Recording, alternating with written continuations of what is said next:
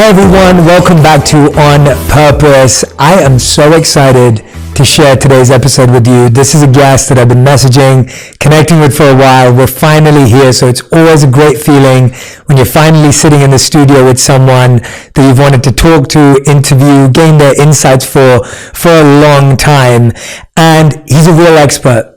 He's a true deep expert, and you know how much I love mining the mind and the energy of someone who's so deeply rooted in the work they do.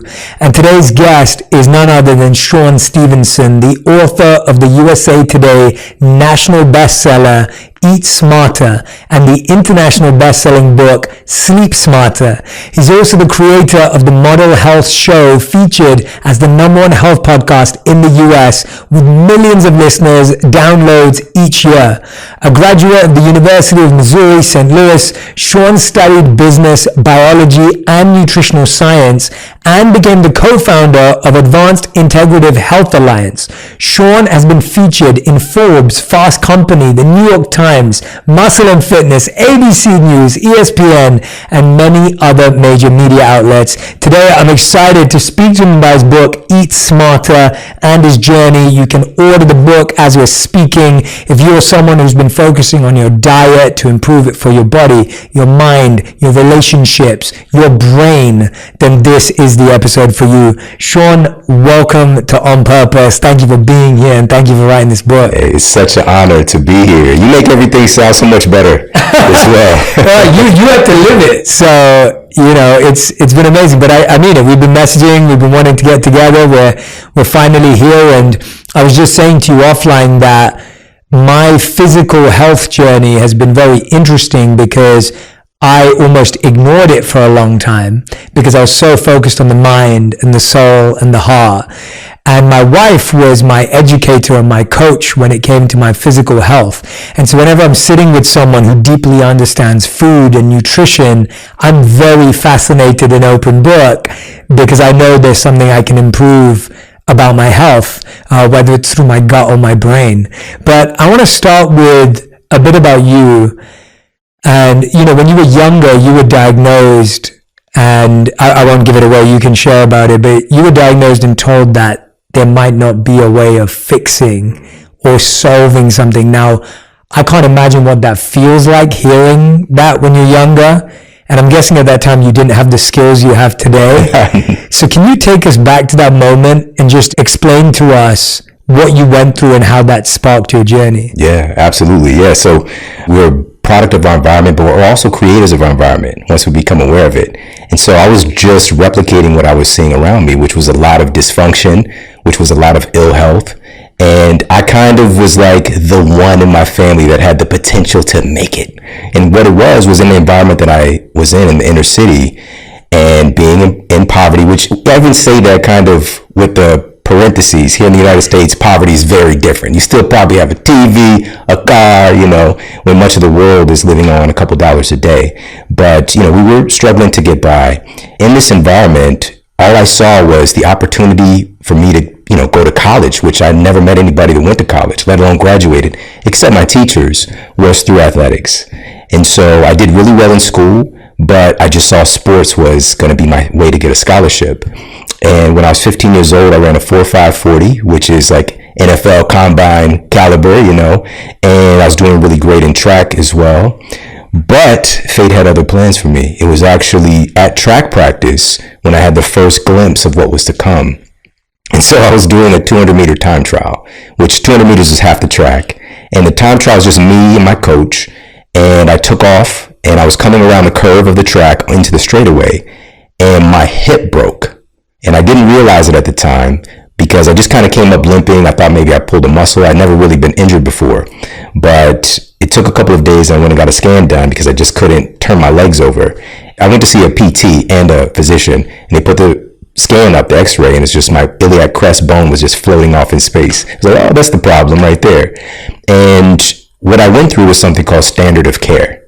All right, standard of care, which is not really looking at what is the cause of this thing, but let's treat these symptoms, right? So I got some NSAIDs, some non-steroidal anti-inflammatories.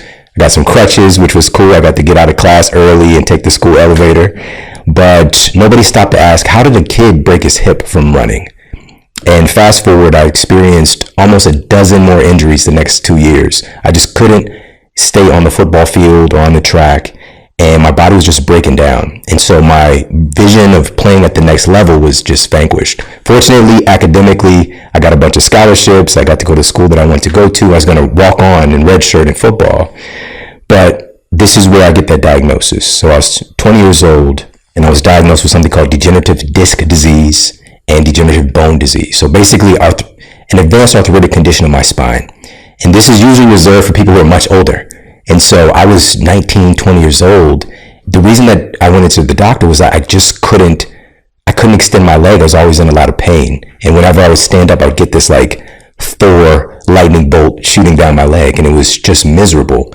And if you can imagine this, when you're in pain, when you stand up, how about you just don't stand up, right? So I was doing everything I could to avoid standing up. And so I sat a lot. I was constantly laying down or playing video games. I was in college still.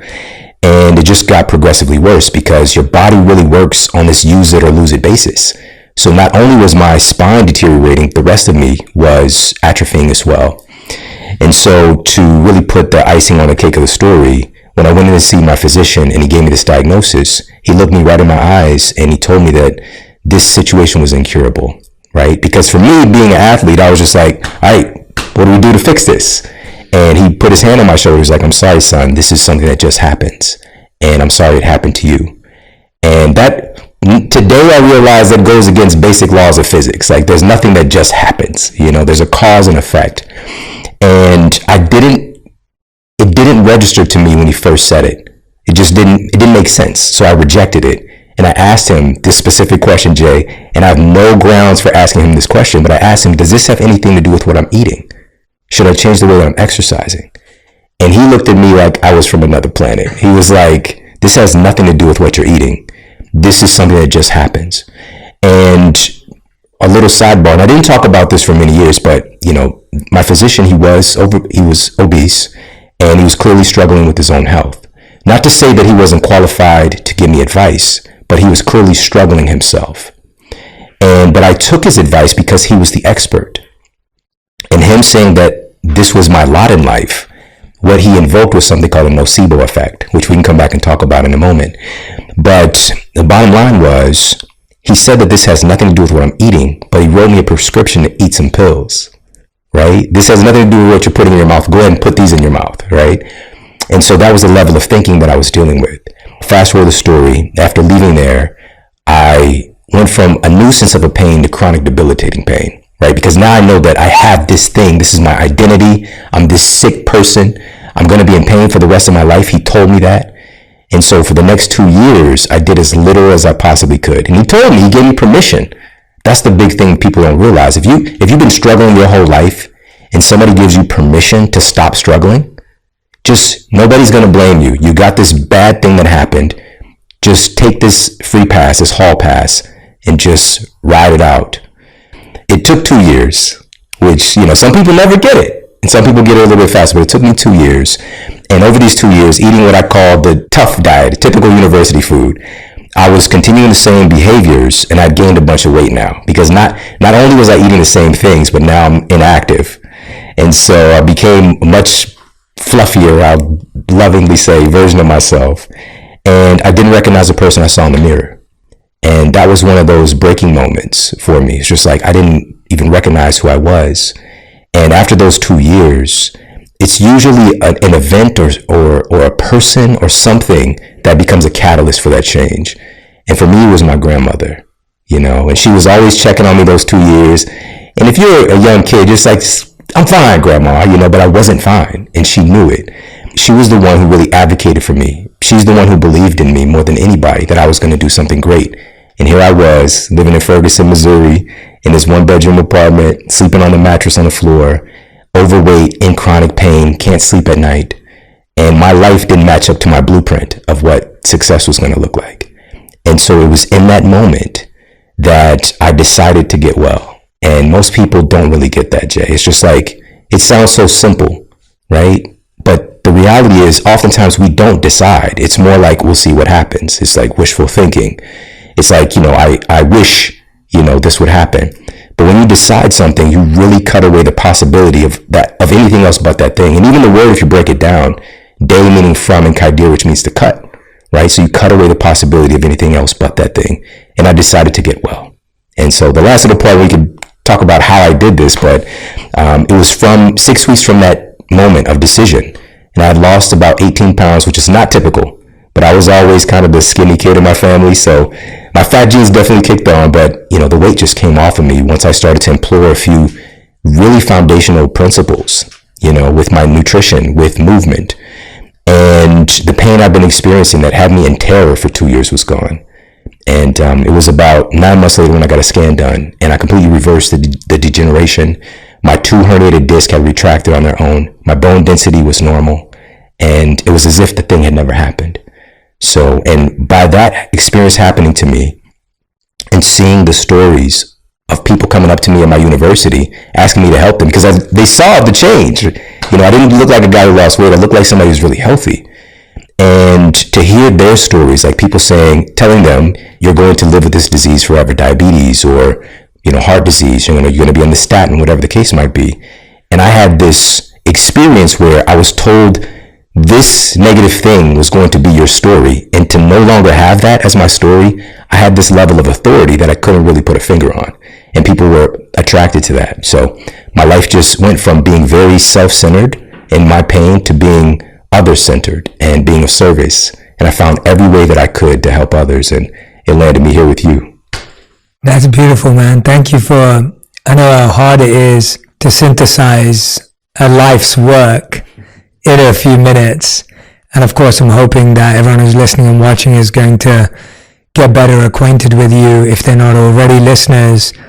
But I'm intrigued by when you made that decision, what was the first thing you did? Because I often find that, first of all, it's hard to make the decision. But when you've made the decision, then the first thing you do has such a big impact on momentum and acceleration. What was the first thing you did? That's so powerful, Jay, because the decision is instantaneous, but what takes long is getting ourselves to the place where we make the decision, right? And so the first decision that I made, which I didn't realize this consciously till years later, is I changed the habitual question that I was asking. And today I know that there's this really phenomenal process the brain evokes called instinctual elaboration. The human brain is always trying to answer questions that we pose it. It's just automatic. Our mutual friend Jim Quick, we've talked about this many times, and the question that I was asking was unconscious all the time was, why me? Why is this happening to me? Why won't somebody help me? And so my brain is constantly scanning my internal and external environment to affirm why me, why I'm unhelpable, why I'm not deserving of being healthy. Right? So I'm just getting all this data in as to why my life sucks because I'm looking for it. And so in that moment of decision, and again, I wasn't consciously aware of this, but I just asked this question, very simple. I asked, instead of asking why me, I asked, what can I do to feel better? Because I just saw a series of other doctors, which I highly encourage people to, if you get a bad bill of goods like that, get a second, third opinion before taking any drastic action. Because I was just talking with Tony Robbins about this recently, but there was a meta-analysis done by the Mayo Clinic, and they found that when you get that initial diagnosis, it's only the same, less than 20% of the time is the second diagnosis the same as the first diagnosis. And often it's radically different. All right, so it's somewhere in the ballpark of like 18% of the time it's the same. So that being said, you also want to seek counsel from somebody who's not in the same line of thinking as well. Somebody ideally who has the same goal as you. Like if you're diagnosed with this thing and you don't want to have this thing, maybe that's the person you need to go talk to. But I was seeking counsel from the same type of thinker. I asked this question, what is it that I can do to feel better? What is it that I can do? And this was kind of an audacious thing, to be healthier than I've ever been. That night was the first night that I slept through the night without medication in those 2 years. I just felt this peace, and I woke up And this is the thing too. It's not like, again, like a unicorn came out and like the clouds parted and, you know, it's happily ever after. I put a plan together, and that plan entailed 3 specific things. The first thing was changing my nutrition. I knew just on a very rudimentary level that I needed to, quote, lose weight, right? Because I was just like, logically, if I'm having this pressure on my disc, let me take some of this pressure off by losing some of this mass that I'm carrying. But I'll be honest with you, Jay, the first thing that I did was slim fast, right? So because of marketing, like I saw the TV, that's what I was acclimated to. So it's like a shake for breakfast, a shake for lunch, a sensible dinner, right? And it was disgusting. Right? It was terrible. It only worked for a couple of days that I did it. But by me asking the questions, the right people, the right situations, the right books start to show up. And oftentimes those things had been there the whole time, but I just wasn't attuned to them. And I had a friend of mine that I had known her for years, and she was in chiropractic college. And we just like kicked it, you know, and I just thought she was weird, you know, with her and her friends, you know. And she took me to Wild Oats, right, which has since been bought up by Whole Foods. And so now I'm in this environment where I'm seeing all these different supplements and foods, and there's like grass inside. I'm like, why is there grass inside? You know, it's wheatgrass. But there was a book there, a nutrition prescription, and it had all these peer-reviewed, and I was in college, so I'm versed in research, and especially doing what I was doing in college. And there was peer-reviewed data on regenerating herniations and degenerative disc disease. And there were all these nutrients that I had never even heard of. Like, all I knew about for bone density, for example, was calcium because of marketing. There was like omega-3s, sulfur-bearing amino acids, silica, all these other things that I wasn't getting anywhere in my drive-through diet. And so I started I went from slim fast to being a natural pill popper, right? So it's just like, I need these nutrients, let me just take these supplements. Again, missing the mark, but taking steps towards it. And ultimately, yeah, of course, that's very expensive. But I finally realized, like, what have humans been doing the longest? We're getting these nutrients through food, not synthetic, isolated versions of those things. So I started to seek out all the foods that had these nutrients and just begin to like flood my system with these foods. So that was number one. I changed what I was eating. And literally, and I've got to share this now, but we'll probably circle back to this. It's one of the most important tenets. Every single cell in our body is made from the food that we eat. Every cell. And so we have the ability to make our bodies out of really low quality materials or out of the best stuff possible, you know? And so I was making my tissues out of absolute garbage. I'm not exaggerating in the slightest. I ate fast food every day, because again, I lived in Ferguson, Missouri. I was surrounded by low quality food and processed food and liquor stores. And that's all I knew, right? And it was cheap. Again, being on a college budget, that's what I could afford, which we got to talk about that. The economies of scale too. So anyway, so I'm flooding my tissues with really high quality stuff now. And the body is so intelligent. Once you give it the right materials, it knows what to do. It's often just us getting out of the way. And so that was one. Number two, the low hanging fruit for me that I had some education on was movement and exercise. And being in pain, the worst thing to do is to do nothing. There is a time when, you know, you have a state of inflammation. Like, if I have these 2 herniated discs, I'm not going to go and deadlift, 315. That's not a good idea. But after a couple of days and I'm functional, I need to do something, because the body movement is one of the primary drivers of healing, of assimilation of nutrients, of elimination of metabolic waste products. All these different things require movement, right? Life is movement. And so I just went to the gym at the university gym, just did what I can, which was I started off on a stationary bike. A week later, I started doing a little bit, walking on the treadmill. A week later, I picked up a couple of weights. And all of that was driving the good nutrition I was bringing in deeper into my cells, right? And the third thing was, my biggest struggle that 2 years was sleeping at night. And I was just like, I gotta find a way to get some rest because I was chronically tired. And I didn't have to try to do that one. A principle from my first book, Sleep Smarter, is that a great night of sleep starts the moment you wake up in the morning, right? So all these good things I was doing, exercising, changing my nutrition, and getting access to sunlight, all these really simple things led to me sleeping better in the evening. And once I started sleeping, I got better so fast, because it is the most anabolic stage that a human being can be in. Outside of meditation, everything else is really catabolic. If you're up and active, you're catabolic. And so this is where your body's producing all these regenerative hormones and HGH and reparative enzymes. Once my sleep improved and my movement practice, but of course the biggest thing was my mind, my change and perception of all these things. But that's really what the first domino was changing the question, and the right stuff that was already there, I can now see.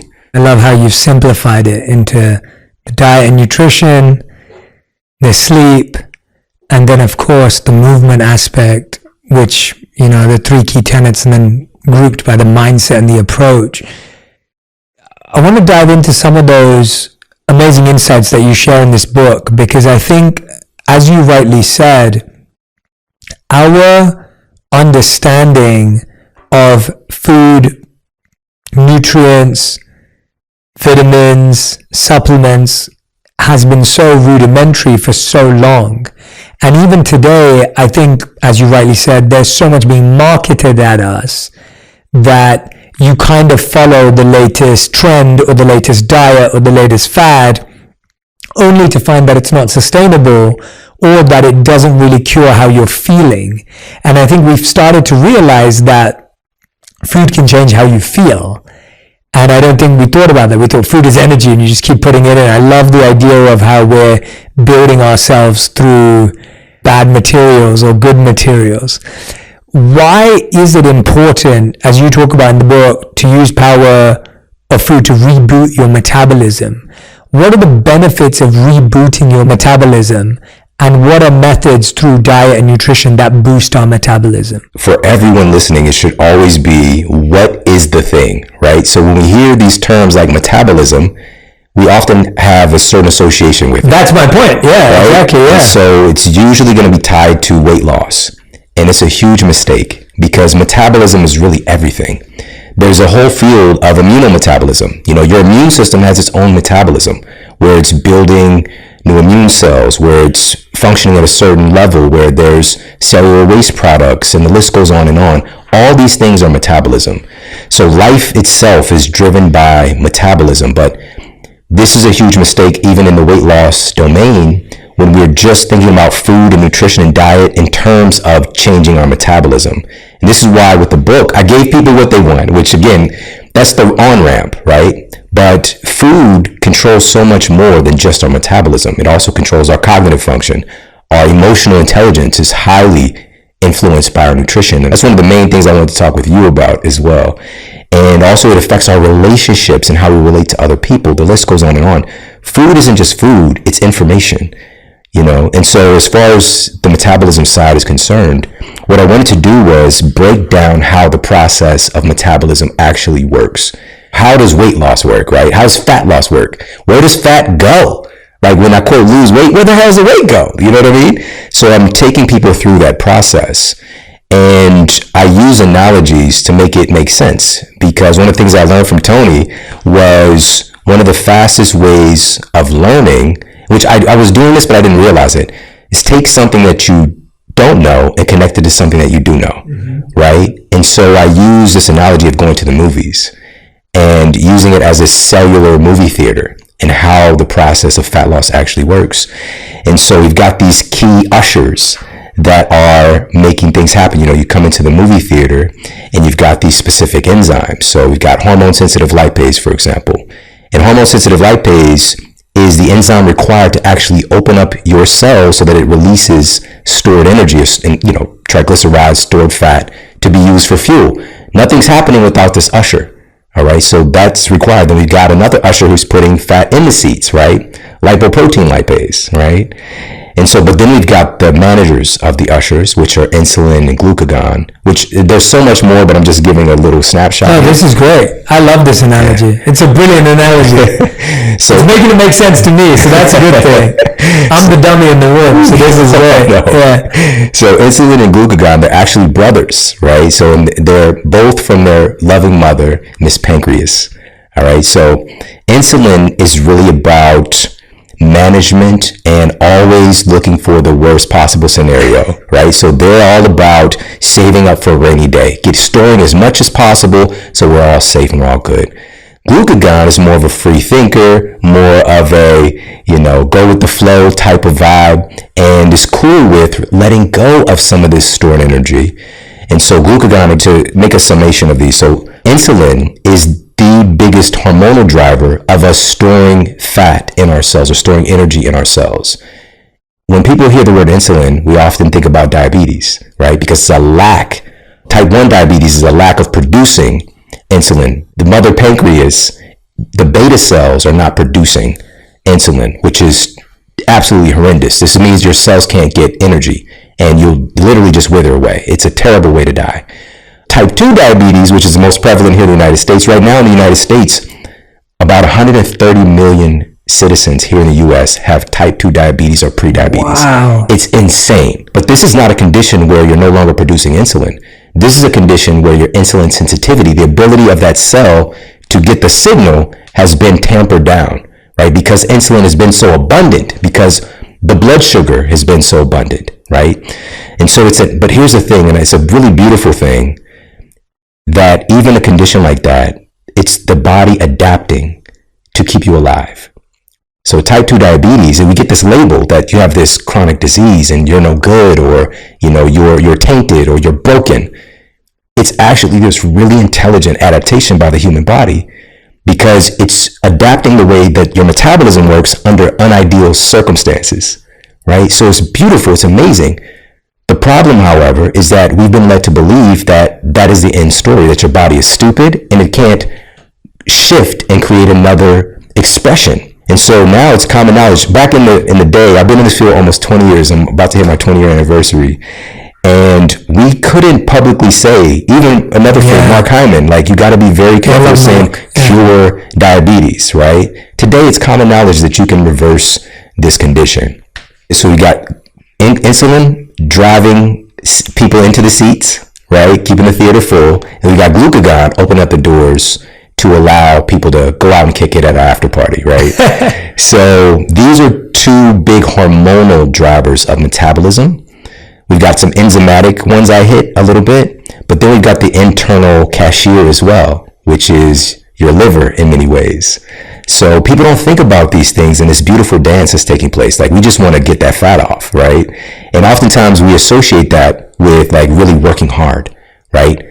Restricting, cutting things away. You can't have deprivation, right? All those things, those terms don't feel good, right? It's very against human nature. And on the other side, you have to abuse yourself. You have to exercise your face off. You've got to just, this tenet that I was taught in my university. I paid for this education, Jay, at a private university.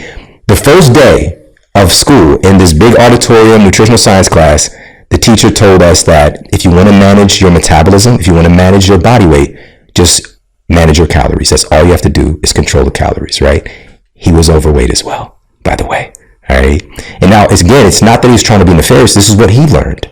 And at the time, we were in the food pyramid. All right. So this is when I went to school this was 97. It's changed a little bit. Like, we went from like the food pyramid to my plate, but still really the same principles. But to say that calories control everything about you, or your metabolism, or your ability to lose weight, is very myopic. It's tunnel vision. And people don't really realize, and that's why I spent the nice segment of the book really diving into the beautiful history behind calories, and like, how is that a thing that people plant this flag? And I noticed I was one of them, right? Being a nutritional scientist, and also somebody who's working as a strength and conditioning coach at the university. I was just replicating and regurgitating what I was taught. And it worked for some people, not for others. And so what I did was I brought to bear this new term, and it's called epicaloric, right? So this was a pivot from my friend Bruce Lipton, Dr. Bruce Lipton. I don't know if you've talked to him before. I know who he is, but I haven't spoken to him. The biology of belief, right? So epigenetics, yes, right? So he's the person more than anybody who's pushed it into popular culture. That means above genetic control, right? But epicaloric control is above caloric control. There are certain principles that control what your body does with the calories you consume. And this would be so logical if we think about it. And so just a couple of those. One of those is the quality of food itself. All right. So we hear this, that not all calories are created equal, but we have really sound science on this now. I shared one of the studies in the book. And again, this was a peer-reviewed study. And what they did was they took test subjects and they wanted to see what would happen with their metabolism when they eat a meal of processed foods versus a meal of whole foods. right? And so the processed food, they're both sandwiches, by the way, all right? So it's not like super glorified processed versus whole. But the whole food sandwich was whole grain bread and cheddar cheese. The processed food sandwich was white bread and cheese product. And cheese product is what most people are eating. That's like Kraft. They can't legally call it cheese. It's called Kraft Singles. There's not enough cheese in the cheese, which is really messed up. Wow. Yeah, and so they consume each of these sandwiches and they track their caloric expenditure, right? So, and this is something to get to just the end part of like, where does the weight go? We breathe most of the weight that we lose out. We expel it through our lungs. Our lungs are also excretion organ as well. We don't really think about that, but they are. And so anyways, so they're tracking the outgo of energy after eating these two sandwiches. And what they found was the people eating, when they ate the processed food sandwich, there was a 50% reduction in their body's expenditure of calories. Something happened by eating that food that made their body hold on to more of the energy they just consumed. And what it really was a hormonal clog, to put it in a simple term. It changed the hormonal cascade, neurotransmitter cascade, organ function in a way that made the body more stingy at holding on to this very abnormal energy that was coming in. And so again, 50% reduction is massive. And how often are people trying to lose weight, counting calories, but eating processed foods? Counting the point system and all these things, which can be wonderful, but we have to address the food quality. So this was published in Food and Nutrition Research, by the way, if anyone wants to check it out. That's fascinating. I'm so glad you shared that with me because, it's easy to be like, this is healthy food, this is unhealthy food. But it's even deeper than that. And I think the gold standard, which I think you set, which I really identify with, is I just know I want to be healthier. Like what I've been saying is I want to be healthier. I want to be more informed. Because if something happens to me, I don't want it to be something that I can and will continue to monitor. Because I want to be as healthy so I can continue to do my service in the world. Like that's where my personal intention goes. I know one of the things that people are struggling with a lot right now is inflammation, right? And you talk about the microbiome in the book as well and the connection, but walk me through where inflammation is created from and how it connects to the microbiome in the book. Yeah, the term again, what is it? Inflammation, the term itself is derived from the word essentially meaning set on fire, right? So there's this fire taking place in the human body. And just to lean and connect inflammation to metabolism, let's do that. One of the studies that I referred to as well was looking at, and this was published in the Annals of the New York Academy of Sciences. They were looking at what was happening with inflammation in the brain leading to accelerated weight gain. Wow. All right? Now, this is another thing when people are trying to lose weight, nobody's telling them we need to deal with the inflammation in your brain. And so what the researchers uncovered was that essentially inflammation in the brain was leading to more belly fat accumulation and more disruption to their metabolism. But the key was more belly fat accumulation and obesity. Once people were venturing into obesity, it was leading to more brain inflammation.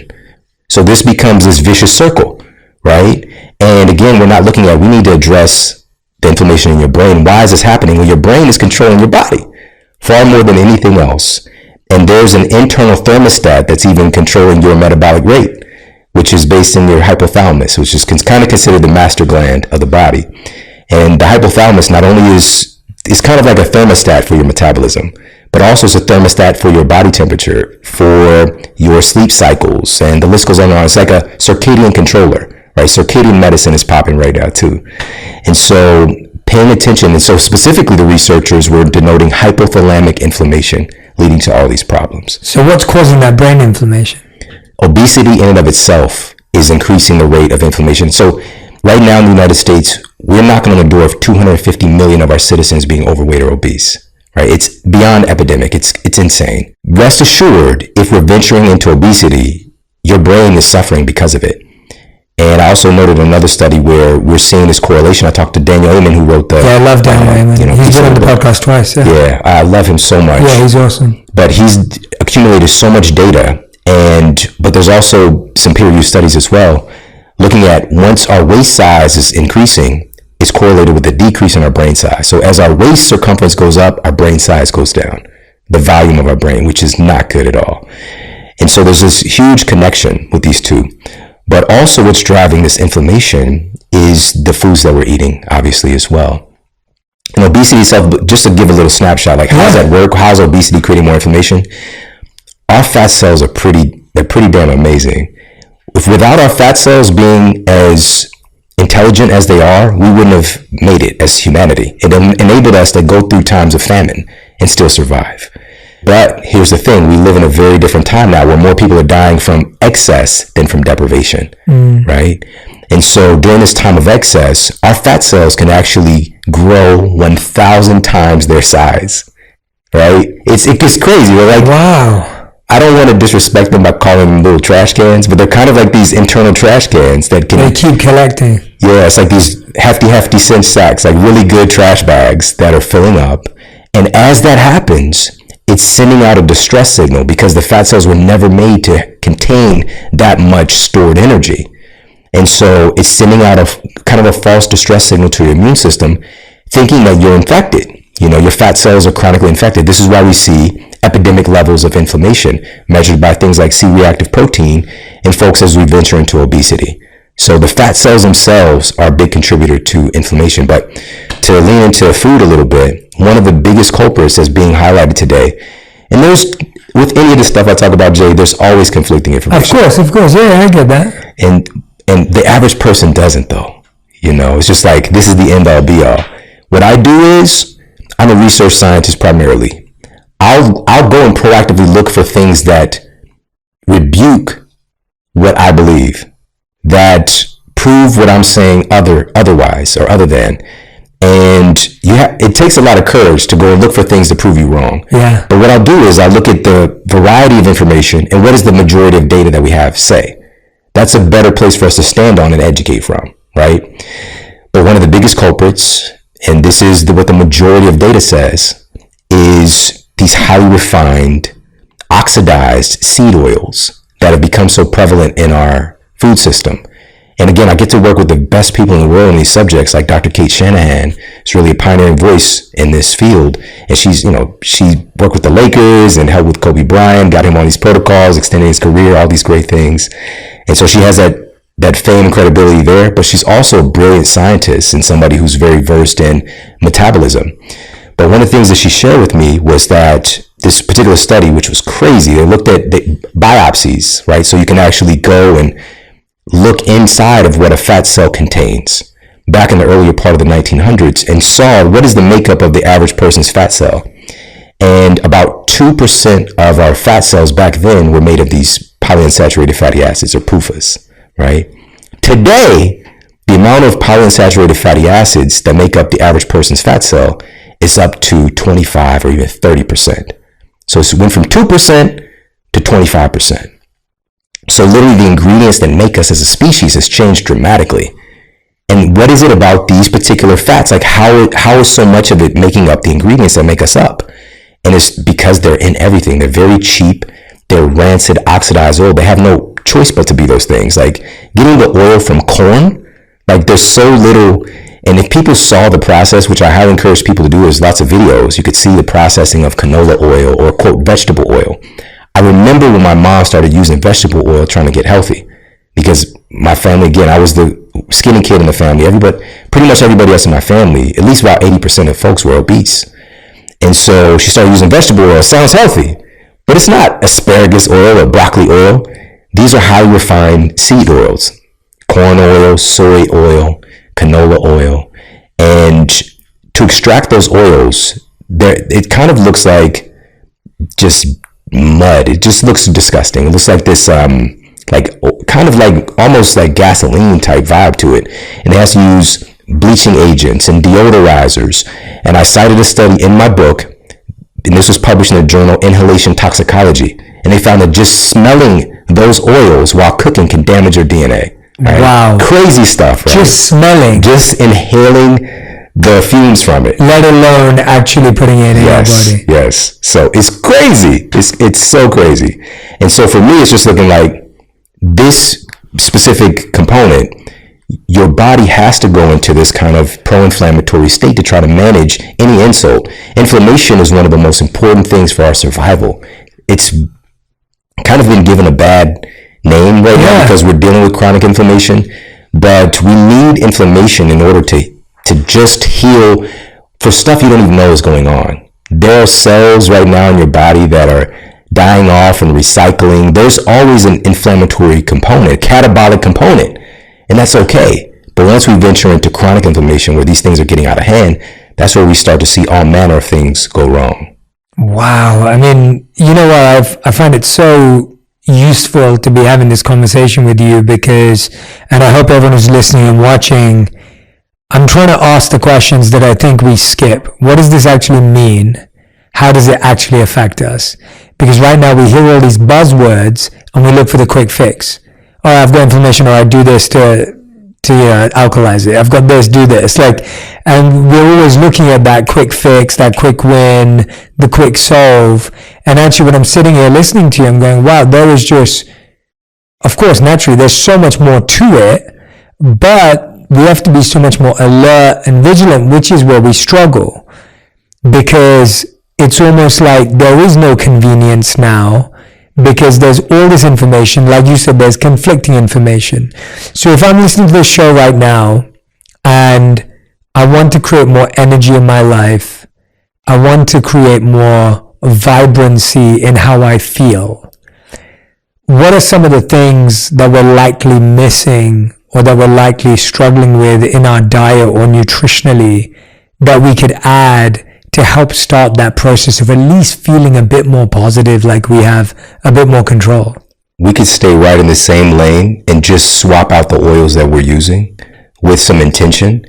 Researchers at Auburn found that olive oil, oleocanthal-rich extra virgin olive oil, is one of the few things that's been found to be highly effective at reducing inflammation of the brain, right? And also being able to help to heal the blood-brain barrier. So what does this mean? The blood-brain barrier is kind of like Michio Kaku is kind of like a modern day Einstein, right? He was like, the human brain is the most complicated object in the known universe. That's big. For him to say something like that, that's really remarkable. Repeat that for us. The human brain is the most complicated object in the known universe, right? And the cool thing is we all have one. We're not very good at using it, but we all have this really miraculous organ. And your body is very protective of it because, again, it's controlling everything about you. It's controlling your metabolism. For example, it's the only major organ that's fully encased in hard bone, right? So we've got this built-in helmet to try to protect it. We've got the blood-brain barrier because everything that we eat, the last place to actually allow nutrients in is going to be your brain, right? Because it has a blood-brain barrier. It's kind of like an internal security system. Or I like to think about it like a toll booth, right? So certain nutrients... I like these analogies. I like them. Certain nutrients get express pass, right? If anybody ever has lived where they have tolls and you get an express pass that can go right into the brain. Most other things, they're going to meet the toll booth and they're not going to be able to get through because the guard there is like, Dwayne "The Rock" Johnson. It's like clones of him and Vin Diesel or whatever. So it's just like highly unlikely that you can get into the brain. It's like an exclusive club. It's very exclusive. And so to make it into the brain, only specific things are able to do that. One of the big issues today leading to more inflammation is the degradation. We're breaking down our own blood-brain barrier, this internal security system, by eating all these abnormal foods. And the blood-brain barrier, a big aspect of its regulation is through the fats that we consume. Right? And so again, eating these really low quality oils and making our cells out of these things, we're degrading how our body functions. And so what the researchers found again was that extra virgin oleocanthal rich olive oil is one of those foods that's really healing and anti-inflammatory and also can help to heal the blood-brain barrier. That's crazy because for me, again, like I don't have a dog in the fight. I don't care if olive oil is cool or not, if it's I don't care. You don't own olive oil. Yeah. It's so miraculous, but then you just look at what have humans been doing the longest? And how do you make olive oil? You crush olives. That's it. It's not like the process that these other oils, these seed oils have to go through. Again, with the deodorizers and the bleaching agents and the high heat.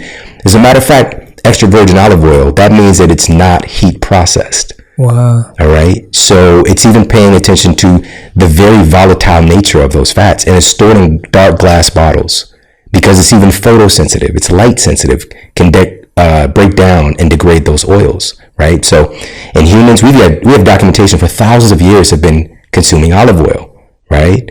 And so that's one of the great principles to lean back into, which is like, what have humans been doing the longest? Let's do that. You know, what got us here? Because what we're doing now is not working. Yeah. Right. So that's one of the great foods that can help to reduce inflammation. So swapping out those oils, being intentional about it. The best way to consume these oils is going to be through like finishing dishes, like adding some olive oil on top or using it to make salads. Cooking with it, you can.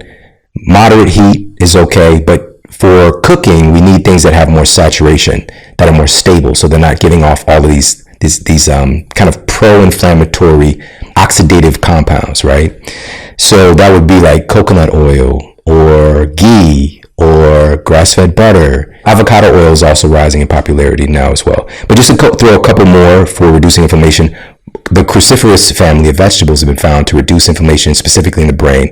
Broccoli, you know, again, I put peer-reviewed data to show that this food that's just like super common can help to reduce brain inflammation, right? So yeah, I can go on and on, but those are just a couple of things. No, this is fantastic. And I want everyone who's listening and watching to know that all these reviews, the research is in the book, Eat Smarter, which is what Sean's referencing. If you are listening and you don't see me holding the cover and holding the book, you can order it right now. And I deeply recommend that because the level of detail of insight that Sean has is so powerful. It should not be underestimated. This isn't a new diet book or a fad book on like, you know, here's what you need to do, 3 things you need to do tomorrow. It's not like that. There is like deep research, reflection, introspection that Sean's done and study he's done. And so, you know, I'm going in and allowing him to share depth on certain parts, but the book is full of these insights.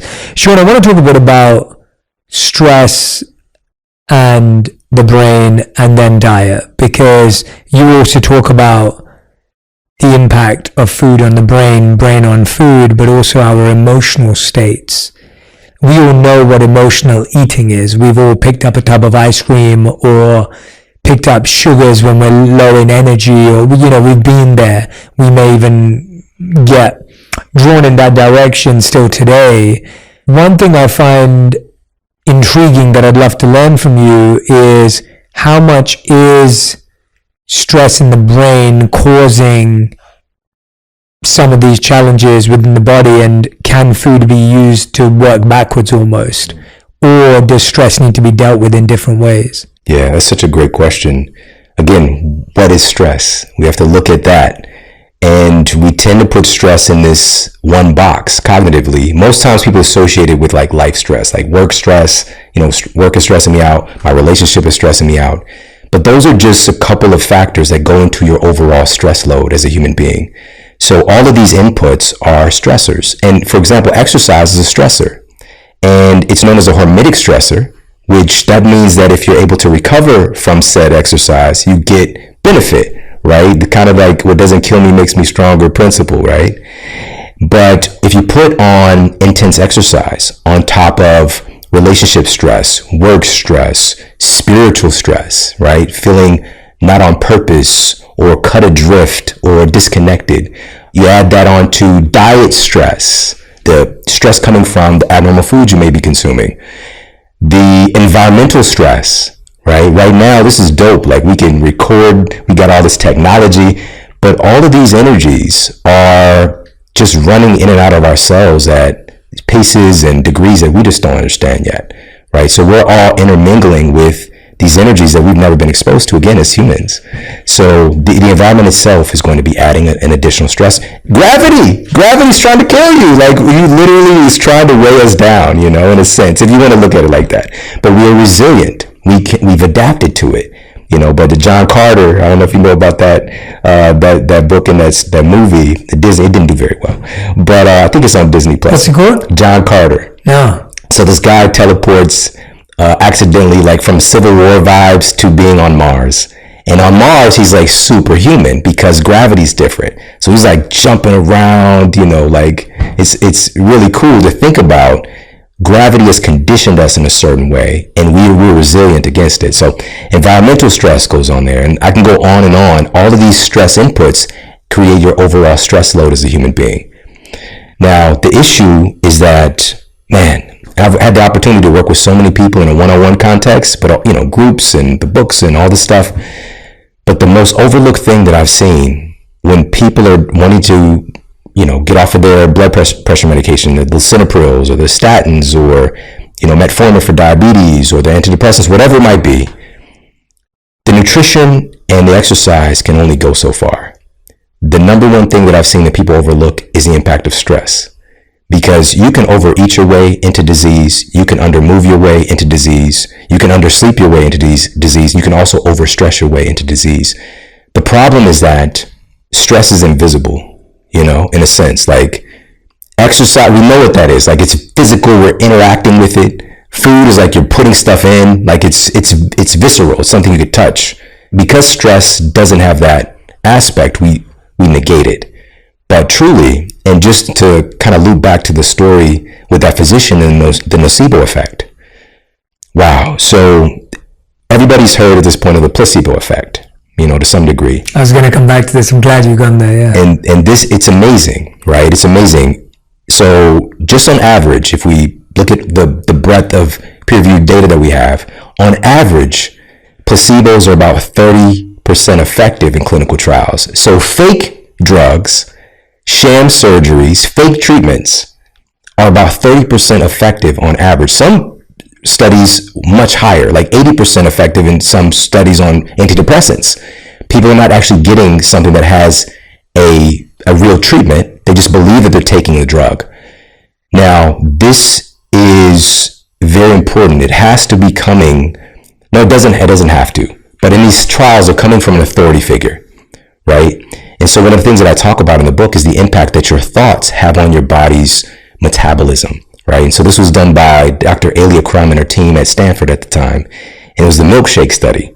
And so they blended up these milkshakes and they labeled them different amounts of calories, even though they were all the same.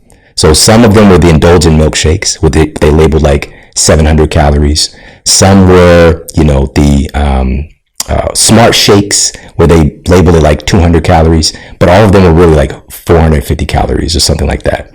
And so what they found was that people who believed they were having the indulgent milkshake, they had a much greater secretion or suppression of ghrelin, the hunger hormone. Wow. Right? So they're more satiated because they believe they're consuming something that has a lot more caloric energy. And on the other side, the people who thought they were eating the sensible milkshake, their ghrelin levels didn't budge at all, which means they're going to be hungry again very soon after having that milkshake, right? So that's the power of the mind to literally manipulate your metabolism just in that one snapshot. And I've got so much more data. Right? So your thoughts determine what's happening with your metabolism. So going back to the placebo effect. So placebos being, again, we've got data. A great book is Mind Over Medicine, Dr. Alyssa Rankin. So many studies in there. But we got data on placebos being effective in cancer treatments, in surgeries for knees, like MCL repair. Like there's so many crazy studies where, you know, because now you can even watch your surgery, where somebody be watching their own surgery, but what they're doing is they're playing a different video, right? So they'll cut the person's knee open and just seal it back up without doing any actual, you know, therapeutic change. And their knee problem will heal, right? Oftentimes better than the people who had the actual surgery, you know, surgical change and intervention. So I know this sounds crazy, and these are things for me. I'm a very analytical, logical person, so I wouldn't believe it unless I saw the data myself.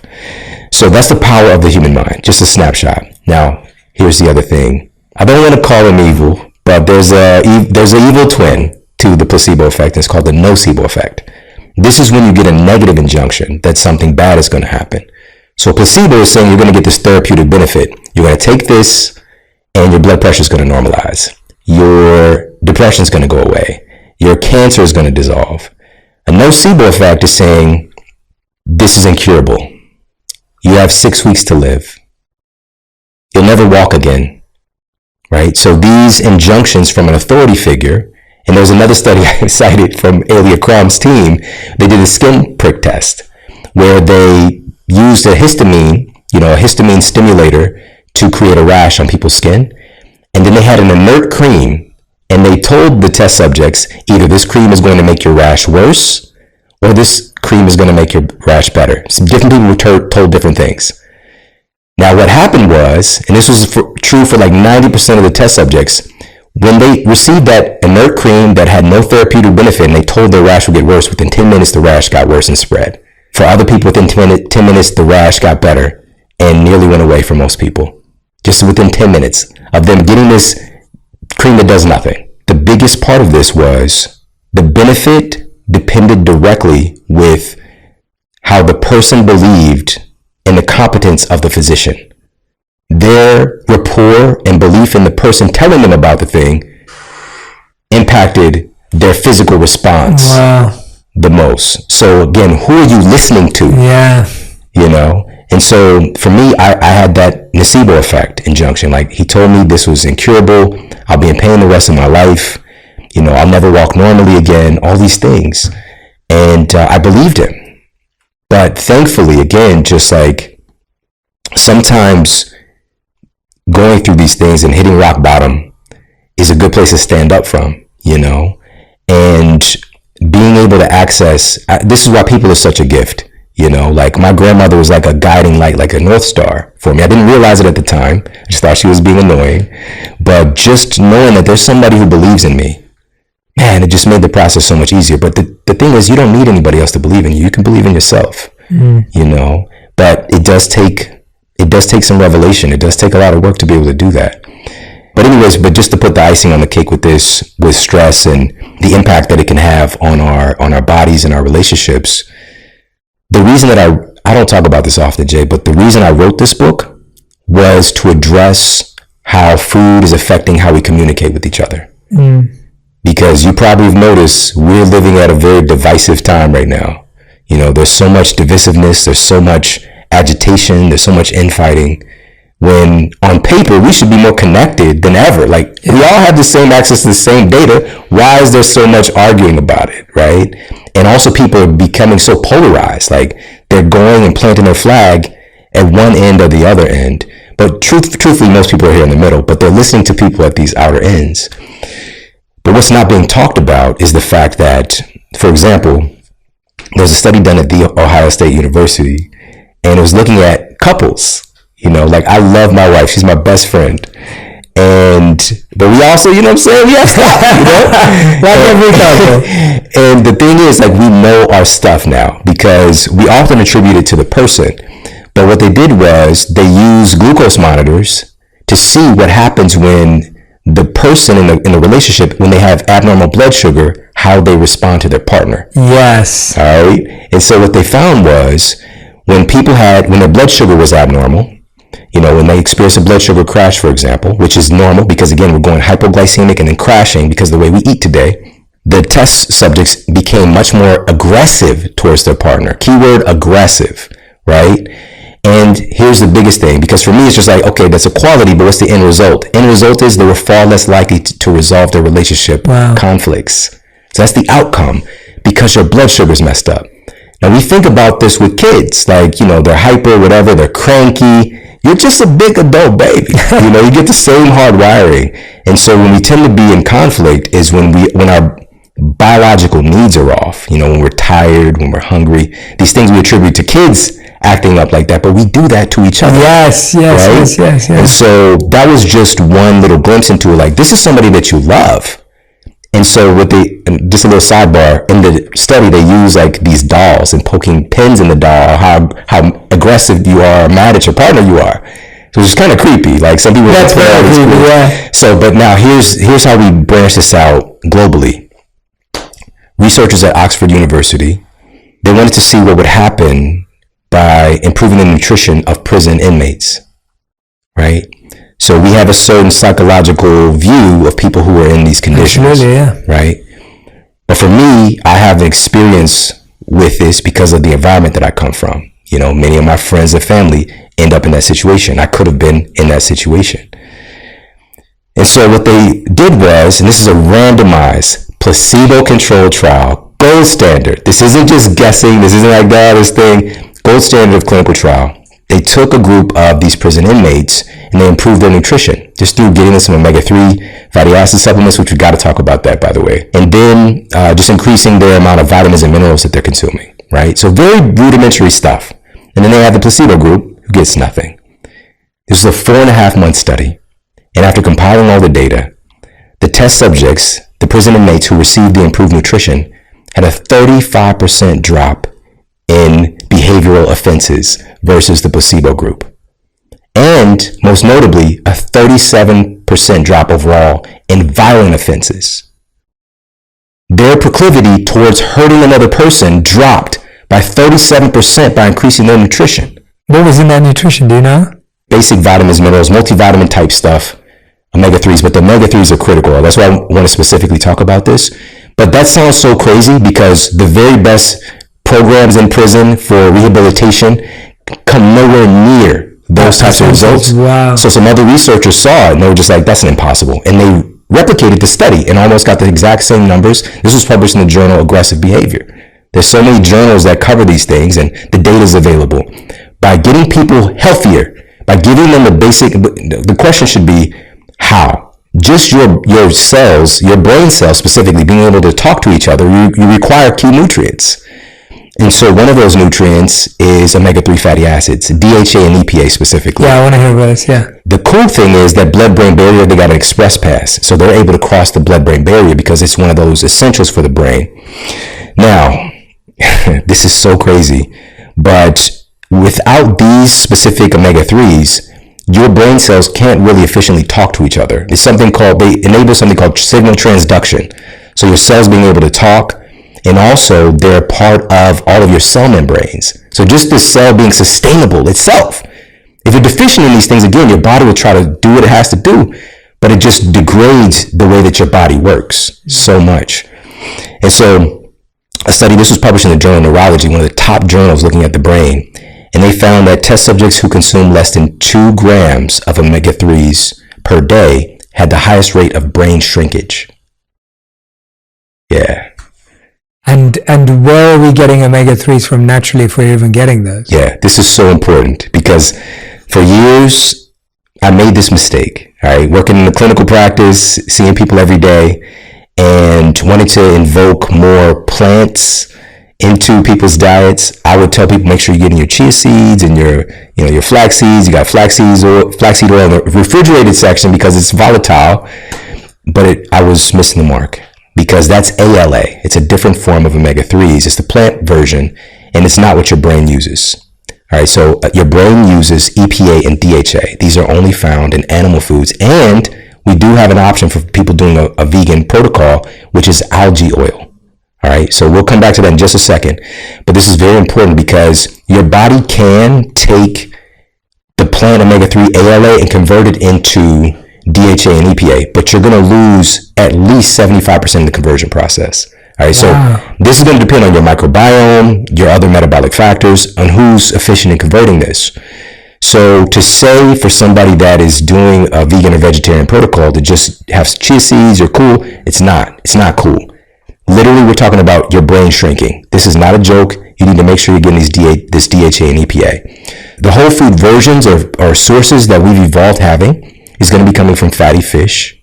Again, humans have been eating these foods for thousands of years.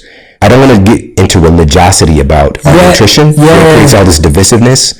I just want to talk about principles, right? And so fatty fish, grass-fed beef, eggs, and then we've got as far as what most of the peer-reviewed studies are done on, is done on fish oil, right? And it is what it is. Now, with that said, I believe that there are some other means for this. One of them, depending on where your ethics lie, could be krill oil. Right? So krill oil is one of the richest sources of astaxanthin, which is protective of those omega-3s, which is huge in of itself. But this is a microscopic, keyword microscopic shrimp. All right. You're probably, just even like if you lick the air, you're going to be killing more sentient beings than, you know what I mean, this microscopic shrimp. But it's a concentrated form of omega-3s, DHA and EPA, if that's where you sit. Then we have algae oil, which is a plant source. The caveat here is that we don't have much peer-reviewed data on its efficacy. We know the DHA and EPA is there, so I don't want everybody to wait. If you're doing a vegan protocol, please get yourself an algae oil today. Like today. Get a specific... What do you eat that with? So algae oil is going to be encapsulated. Got it. Oh, caps. Okay, yeah. So, which again, would love people to do food first, but in this situation, it's essential. It is absolutely essential. So we can still do our chia and our flax and our hemp seeds. Those are great for other things, but please don't mistake the fact that we need omega-3s for cognitive function. And again, in this clinical trial, they're using fish oil. So this is not a joke. Being able to reduce your proclivity towards violence, to improve your ability to perspective take, and to be able to have more compassion and patience. We know this when we're nutrient deprived, when we're even just hungry, we tend to be more irritable and less patient towards people we love, let alone people we don't know. So the biggest issue, I believe, Jay, and this isn't because I'm a nutritionist, like I really examined this, like I sat with this for a while. I was like, is this because my life has just been revolved around health?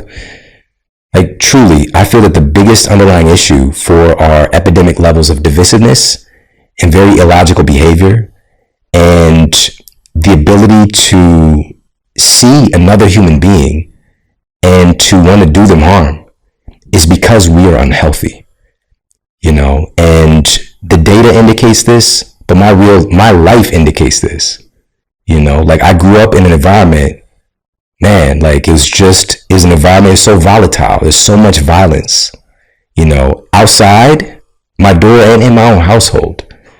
And to see how I've changed, because I was a reflection of that environment.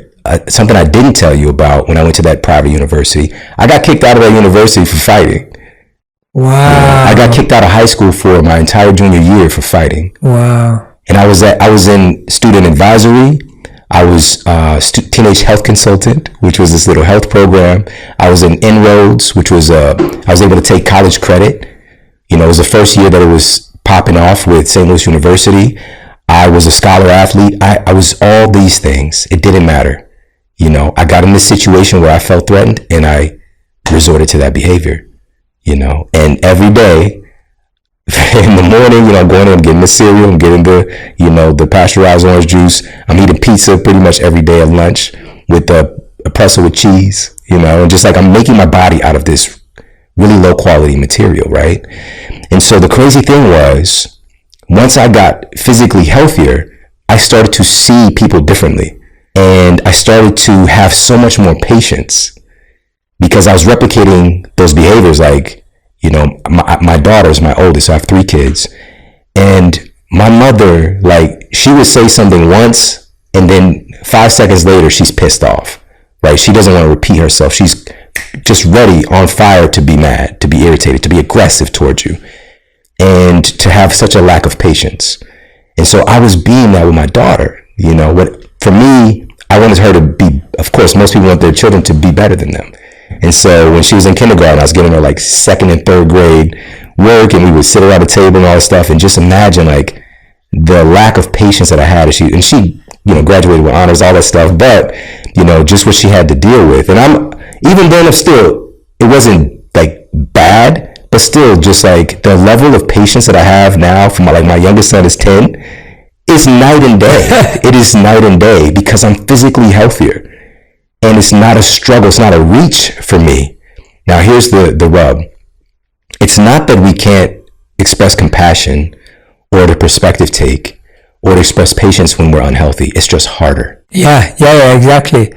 And I think we've all experienced that, right? Like, I think we all know that when you're hungry, you react differently to everything. And I think we've all experienced the irritability when you feel like your body's like exhausted or malnutritioned. You're going to be more irritable. You're going to be more agitated. I think we know that. Most people would say, yeah, I know exactly what that feels like. And this is why I like the connection you're making, and I agree with you even more, is I've spent so long with people where they keep trying to solve the issue in their head. They're wondering why their energy is not right. They're wondering why they don't feel positive. They're wondering why they don't feel clear. And so much of it is diet related. Of course, there's meditation and there's mindfulness and there's beautiful practices. But if you're doing all of those, but you're not solving your gut, you're making life harder, like you're working harder without using all the resources. And that's why at the beginning when you said it's your diet, your sleep, and your movement, and then you have your mindset and your meditation and your mindfulness, we've got to use all four. Yes. Like you can't just use one. Like you can't just work out and say, oh, it doesn't matter what I eat. And you can't just eat right and say, oh, it doesn't matter if I don't work out. And you can't just sleep right. And it's not about choosing either or. It's all of them. And that's what you present in this book about the connection between them. Yeah. Sean, you're such a wise, insightful, 20-year studied. I mean, when you mentioned that, I'm like, I can tell it's phenomenal. And you can tell what a passion you have for this. If someone's listening today and you could simplify for them 3 things that they should try and learn more about, and 3 things they should be very aware of that they may need to put aside, what would you say for each of those? For someone who's today going, wow, I need to read this book, Eat Smarter, so I'm going to order that. But it's like, what are 3 things that I need to add and think about and research and learn more about? And what are 3 things that I maybe need to avoid and set aside? You know, this is a tenet through our history. The number one thing for me is to know thyself. You know, really do a self-assessment, because oftentimes, you know, working as somebody I'm sitting across the table from a person and they've got 12 medications that they're on and they're wanting to make a change. And I have to be there and to look them in the eyes and say, I got you. We're going to figure this out. And actually know with every fiber of my being that we're going to figure it out. Yeah. To be able to do that, I have to evoke within that person and find what is a leverage point and help them to get honest about what landed them in this place that they're in to begin with, right? So what I would find is that, and this is a great secret for all the coaches out there, many people already probably know this who are doing this type of work. If you allow a person to speak, just ask them questions. They will often tell you the cause and the cure of what is ailing them. They know it already. It's already within their mental and cellular records. They know better than anybody, right? But you have to give people space to be able to speak. And so, but oftentimes coaches, we want to help people, and so we just want to give them our thing, right? But just actually be there, listen, be a space for this person who's probably nobody's ever really listened to them. Like just actually shut everything down and listen to them, be that person, and they'll tell you the cause and cure. So know thyself is the tenet, self-assess. And there's different personality types that we can put people in, but we're infinite, we really are. But there are people who tend to be people who start things and stop things very quickly, right? They meet a little bit of resistance and they're like, that's okay. Then there are people who, swing for the fences. They go and they do so much. Like they get all the things, they get all the equipment, they go so hard and they run themselves into the ground, right?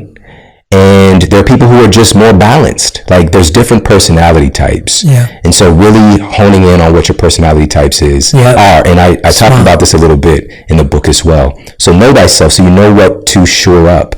And I don't like to talk in terms of strengths and weaknesses. You have strengths and then you often have things that are foreign to you, right? And that's okay, because like my strength is I know a lot about the human body. I don't know about cars.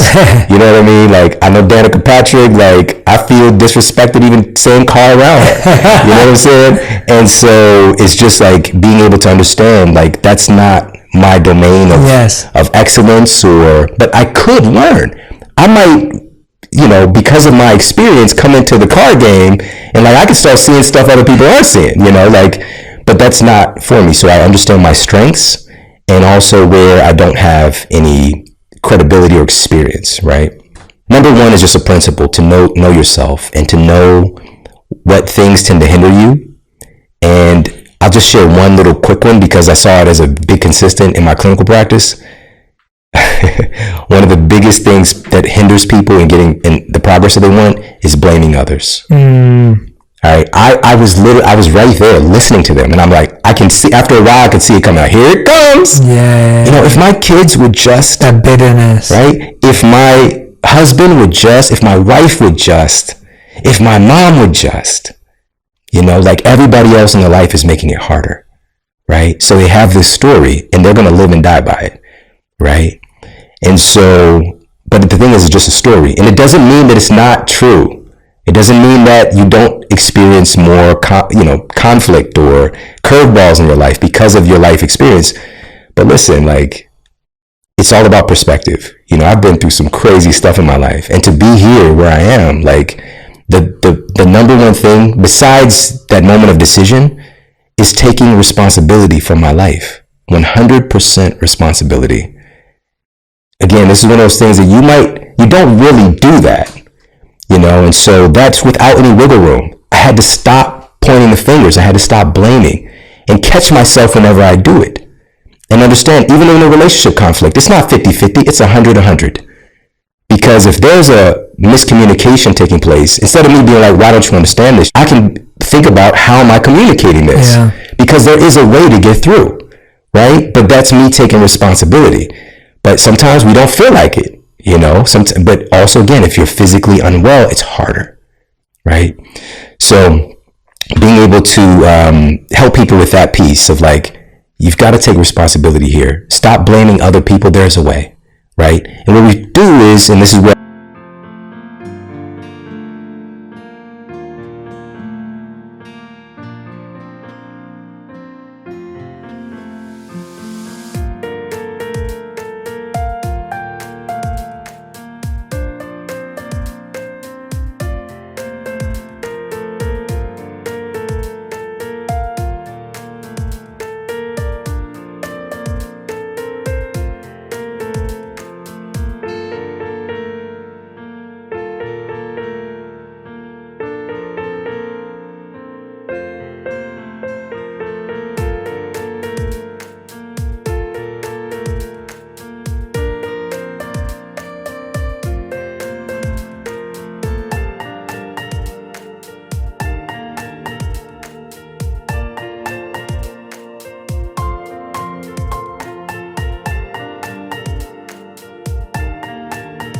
I can answer more of the question is start stacking conditions in your favor to make it easier, make it automatic.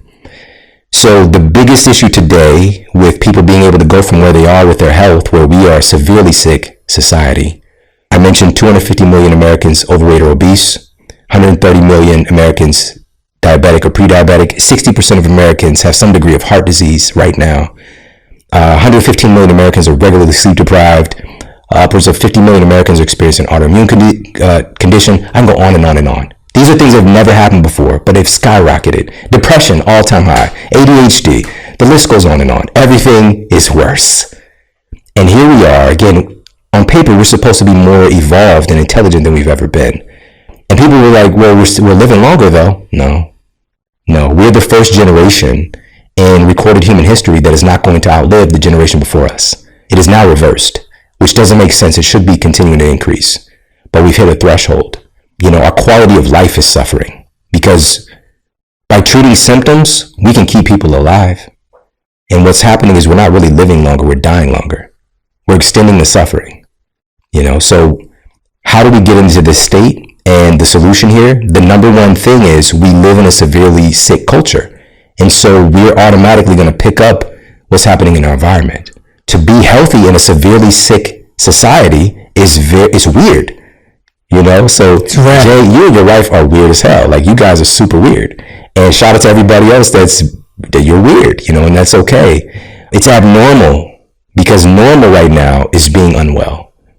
And so a solution here is, and this is my goal, this is what I do, this is what I dedicate my life to, is what gets me up in the morning, is to help to make a shift to where health is normalized, right? To where it's easy to have access to the things that make you healthy. Right now we have ease of access to things that make you sick, that degrade your health, that degrade your mental health. These are all closely accessible, right? And so one of those things, you know, again, being from Ferguson, Missouri, I was surrounded by fast food, like absolutely. You name the place within a mile radius, all of them are just, I'm surrounded by it. And the question is, why is this so cheap? Right? Because that's why I bought it. Yeah. The accessibility. Yeah. The price and the taste, of course. We got food scientists who are brilliant at making you addicted to the foods, but the cost, the economies of scale here. And so how is it that I can go to McDonald's and get 3 cheeseburgers for the same amount that would cost me to buy 1 avocado? Yeah. This avocado falls off the tree, like literally. These cheeseburgers are so cost intensive to make, it makes no sense, right? The bread and the processing, the meat, the cheese, the condiments, not to mention even if we use an avocado versus a Happy Meal, there's even a toy, the packaging, right? All of these things are so cost intensive, right? The market, all of that. We don't have like Beyonce doing a thing for, avocados, like if you could imagine that, but you know what I'm saying? That's a really good point. But here's the thing. Really good point. If you think about this, like, how is this possible? And I answered this question because I had to. Not only did I answer the question, but I looked at what is the outcome. So a big driver of this is government subsidies, right? So from the year 1995 to 2010 alone, the United States government doled out almost $200 million in government subsidies to farmers who are growing these commodity crops that largely show up through the drive-through window and in processed foods, right? So corn, soy, various forms of where we can extract some sugar. Wheat, of course, is big. And by the way, like if you look at the grocery store, most of the foods are made of those ingredients, right? Some forms or versions of those things. So what happened was, by giving this investment, almost nothing went to the farmers who are growing fruits and vegetables. Crazy. Now, here's the bottom line. I came across a study and I had to find what is the outcome from this. There's got to be somebody asking this question because I'm asking it. And I found it in the Journal of the American Medical Association, one of the most prestigious journals in the world. And they looked at the consumption of government subsidized food and the outcomes of health in humans. Right? So the people who are consuming the most government subsidized foods had almost a 40% greater incidence of being obese. They had a far higher waist circumference, so belly fat, and higher levels of blood sugar, and also degradations to their inflammation. So they use C-reactive protein to measure. They had high rates of inflammation, right? So all of these terrible things, but key thing, almost a 40% greater incidence of being obese by consuming the food that our government is literally paying for to put into our society. We're literally feeding the problem, and it's not okay. And when I say the government, I mean us, because that money is coming from us. But we don't understand our authority. We've outsourced it to other people who don't have our best interests at heart. And so I'm in an environment where 60% greater incidence of my aunts, my family members, black women, 60% greater incidence of being obese than a Caucasian woman. That's the society that we're living in, and it's the environment, right? It's not that any of us are just by nature more likely to be unhealthy, right? And so we can help to stack conditions to unify each other, unify our communities, but we got to stand up for each other and not allow this insanity to happen, because what's happening when we're feeding this problem is the higher rates of mental issues, of poverty. Is driving more crime. It's driving more divisiveness, right? It's not our fault. I don't want to be a quote bad person. I'm in an environment where it is a bigger risk for me to go outside and play than for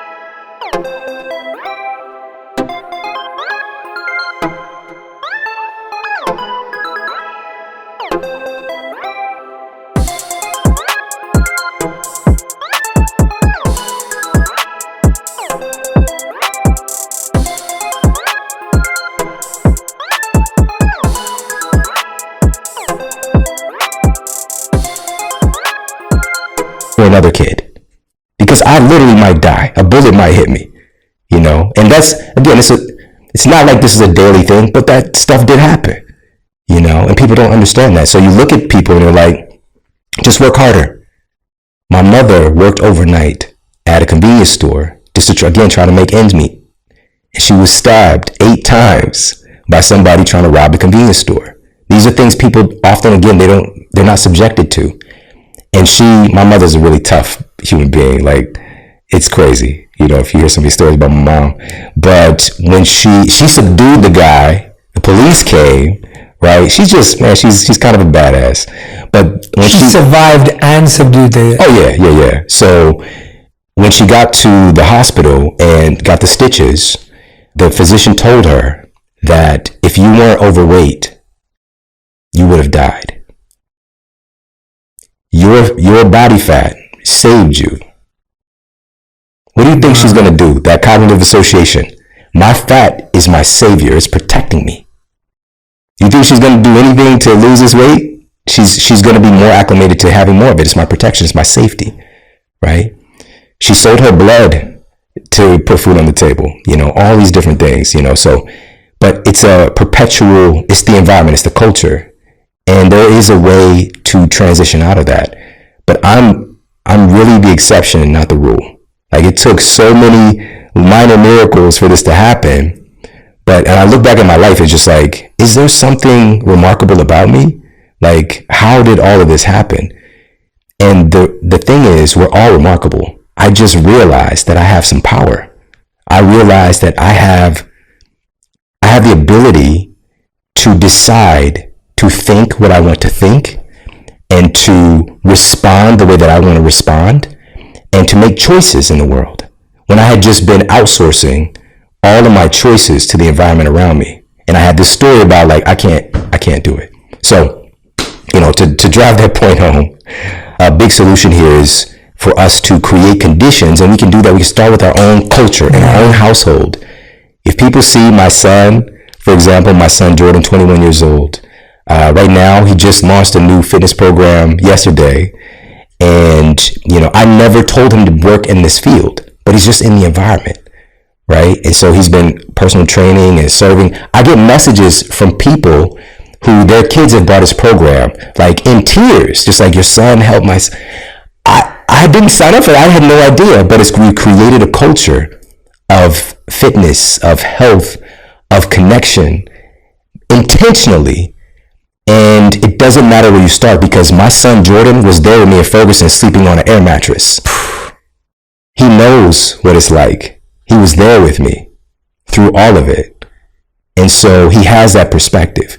No matter where you are right now, no matter where your kids are at, we can create conditions. And nobody said it's going to be easy, though. There's going to be resistance, especially if you've been just on the iPad all the time or watching TV all the time. But a solution this is to add to a solution. We need to fill that space with something of greater or equal value. Yeah. That's the trick. That's it. Right? So if you can find a way to supplant the need to, for them to watch another show with something that is, involves movement, maybe again, and you can recruit other people. You probably got friends in your network, like maybe there's a dance class, or maybe there's, fill in blank. The greatest gift that I have in my life today is the resources and the people that I have, right? And I'm a self-professed lone wolf for sure. Like, I definitely have that lone wolf energy. But now, every day in my meditation practice, I have a little segment where I do a gratitude and I run through all the, people I'm grateful for. And it's just like, it blows my mind. Oftentimes I go into tears, thinking about it, all the wonderful people. But that happens by you becoming the type of person that can invite in that kind of energy, right? And so one of the big tricks that I've learned over the years too, for people who are wanting, who's blaming other people and wanting them to change, is very difficult. There's a statement that you can't be a prophet in your own land. Invite in, find other voices to do the thing. So I just came back on Sunday from speaking at an event in Mexico. Every year it's called Phenomenal Life, and it's Eric Thomas, often considered top motivational speaker in the world. So it's him, myself, CJ, this guy named Jamal, who's just a brilliant guy as well. So we do this event.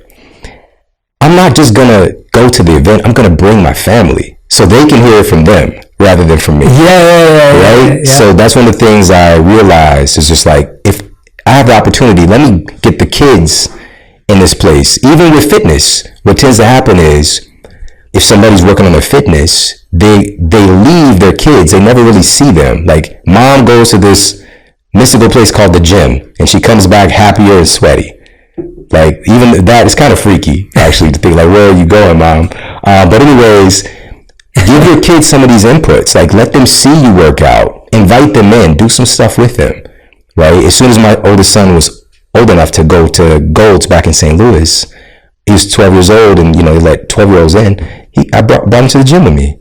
And now, like, he's a beast. Like, it's crazy, It's just, yeah. So start with your own household, create a culture intentionally.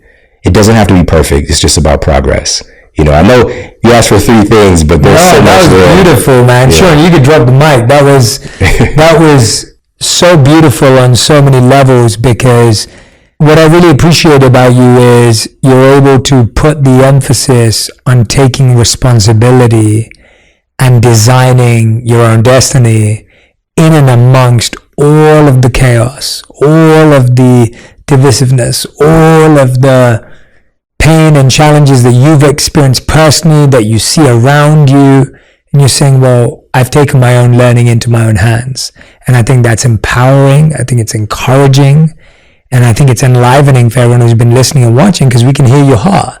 And I love today how you've connected the gut to the heart, to the brain, to see that 360-degree approach to life through your truth is truly powerful to experience, to just sit in the presence of that.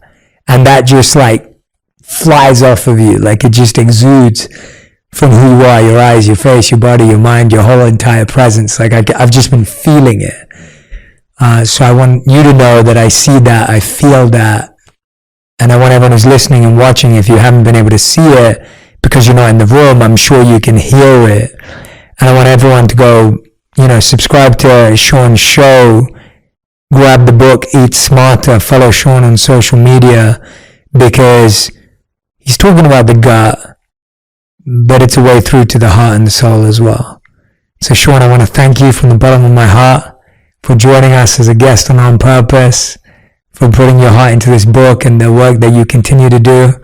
And I know this will be the first of many more conversations. Thank you, Jay. It's been an honor. Thank you, man. I received that. Thank you so much. I want to make sure everyone's been listening and watching. What I'd love for you to do is tag me and Sean to let us know what you learned, what you took away. There were so many phenomenal insights today on so many different levels, right? Whether it was mental, physical, emotional, spiritual, family, societal, economical, like we really went everywhere. And what we discovered ultimately, as Sean said, was we've got to take charge. We can't outsource our happiness. We can't outsource our health. We've got to take that charge just as he has, just as he continues to try to do and serve and support us as well. So I can't wait to see what you've learned. I can't wait to see your feedback. A big thank you to Sean again, and a big thank you